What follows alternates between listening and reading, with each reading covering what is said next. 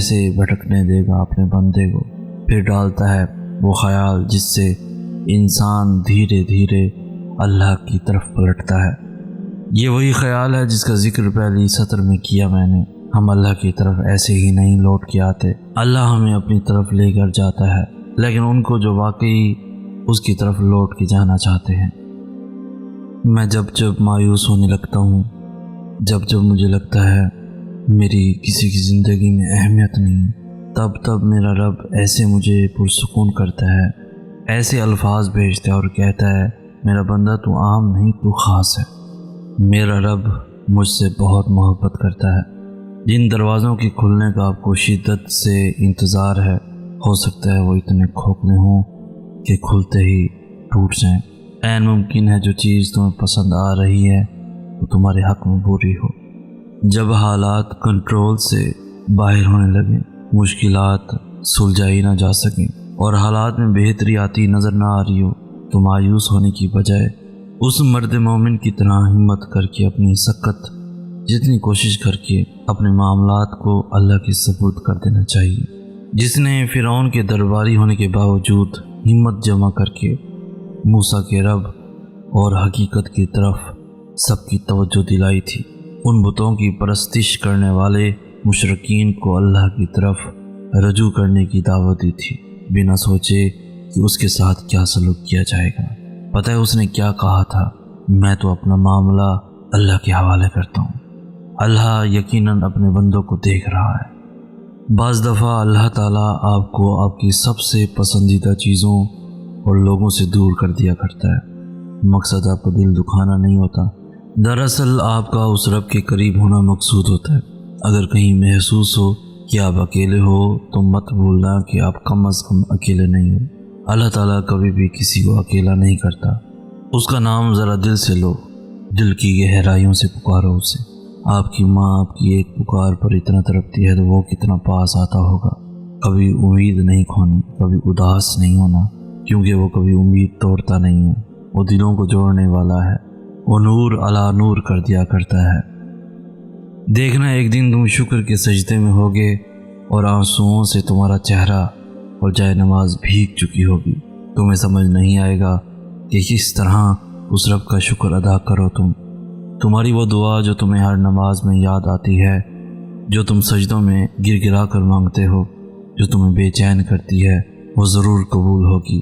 وہ صداؤں کا جواب دیتا ہے، یقین کرو۔ جب ہم تنہا ہوتے ہیں نا، تب ہمارے پاس دو راستے ہوتے ہیں۔ ایک راستہ کہ ہم نفس کی بات مان لیں اور دوسرا راستہ اللہ کی بات مان لیں۔ تنہائی میں ہم گناہ بھی کر سکتے ہیں یا عبادت بھی، ہم تھوڑی دیر کی لذت بھی پا سکتے ہیں یا ذکر اللہ سے سکون بھی، ہم کسی گناہ کے لیے بھی رو سکتے یا پھر اللہ کی یاد میں بھی آنسو بہا سکتے ہیں۔ ہمیں لگتا ہے کہ ہم اکیلے ہیں، مگر وہ ذات تو دیکھ رہی ہے نا۔ اس خالق کو پتہ ہے کون تنہائیوں کو گناہ سے بھر رہا اور کون نیکیوں سے، کون اس کی ناراضگی مول لے رہا اور کون رضا مانگ رہا، کون اللہ کے سامنے کھڑے ہونے سے ڈر رہا اور کون نہیں۔ ایک بزرگ کہتے تھے کہ اگر اپنا ایمان کا لیول چیک کرنا ہے تو اپنی تنہائیوں کو دیکھو کہ کیا کر رہے ہو۔ تنہائی پا کر لو تو اللہ کی محبت اور رضا پا لو گے۔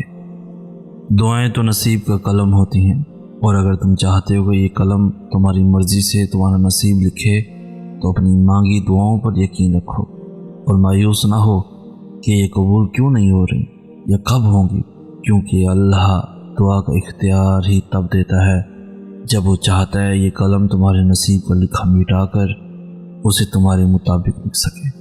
اگر دعائیں قبول نہ بھی ہوں تو اللہ پر ہی یقین رکھنا، اسی سے ہی مدد مانگنا، وہ دے گا اور ضرور دے گا۔ دیر صرف تمہاری بہتری کے لیے ہے۔ تم یہ خیال کرتے ہو کہ تم پر ظلم کیا جا رہا ہے، حالانکہ وہ تو رائی کے دانے کے برابر بھی ظلم نہیں کرتا۔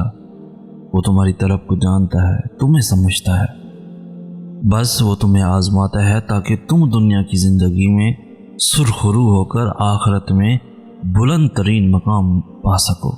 کیا پتہ اللہ نے تمہیں بار بار مانگتا دیکھنے کے لیے قبولیت میں کچھ دیری اس لیے کر دی ہو کہ وہ تمہیں تمہاری چاہت سے بڑھ کر دینا چاہتا ہو۔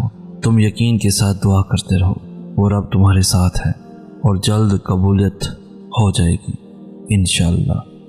تمہارا بار بار اسی چیز کو مانگنا دلیل ہے کہ وہ تمہیں ملنے والی ہے۔ یقیناً اللہ نے دعا قبول کرنے کے لیے ہی تمہارے دل کا حصہ بنائی ہو۔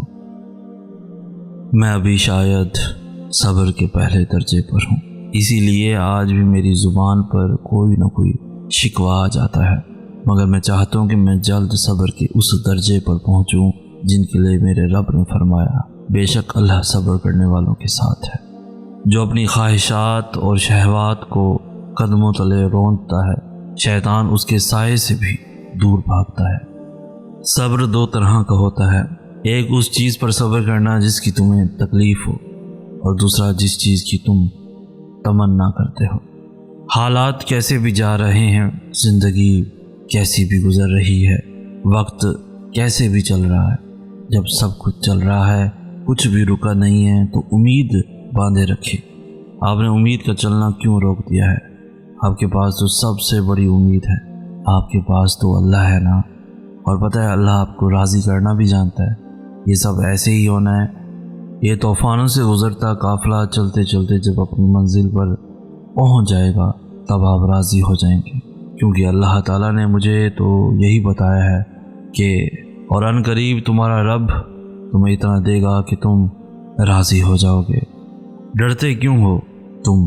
اللہ ہے نا، وہ بچا لیتا ہے سچی، وہ تمہیں کبھی ایسی مصیبت میں نہیں ڈالے گا جس کا سامنا نہ کر سکو۔ اگر کسی مشکل میں ڈالتا ہے تو دراصل وہ تمہیں اس کے ذریعے بہت کچھ سکھا رہا ہوتا ہے، اور یاد رکھو کہ وہ ہمیشہ تمہارے ساتھ ہے۔ پھر تمہارا مایوس ہونا تو بنتا ہی نہیں۔ جو چونٹی کی گئی سرگوشی کو بھی سنتا ہے تو تمہیں لگتا ہے وہ تمہارے آہ و پکار کو نظر انداز کر سکتا ہے۔ اس کی جو زبان سے نکل کر بھی کان تک پہنچ نہیں پاتی، وہ بھی اس تک پہنچ جاتی ہے۔ وہ تمہاری ان روتی ہوئی آنکھوں کو یوں ٹھنڈا کر دے گا جیسے اس نے یعقوب کی آنکھوں کو ٹھنڈا کر دیا تھا۔ وہ تم تک ہر کھوئی ہوئی چیز یوں واپس لے آئے گا جیسے وہ اندھے کنویں سے یوسف کو نکال کے یعقوب تک لے آیا تھا۔ کیا ہو سکتا ہے کیا نہیں، یہ سوچنا تمہارا کام نہیں، تمہارا کام بس دعا کرنا ہے۔ پھر دیکھو وہ ایسے معجزے لائے گا کہ تمہارے رونگٹے کھڑے ہو جائیں گے۔ تو تم بس وہ کرو جو تمہارا کام ہے، اور اللہ تو وہ کر ہی رہا ہے جو اس کا کام ہے۔ اپنے دل کی کیفیت اسے بتایا کریں کہ آپ کیا محسوس کر رہے ہیں، کتنی تکلیف میں۔ آپ یقین کریں وہ بہت پیار سے سنے گا۔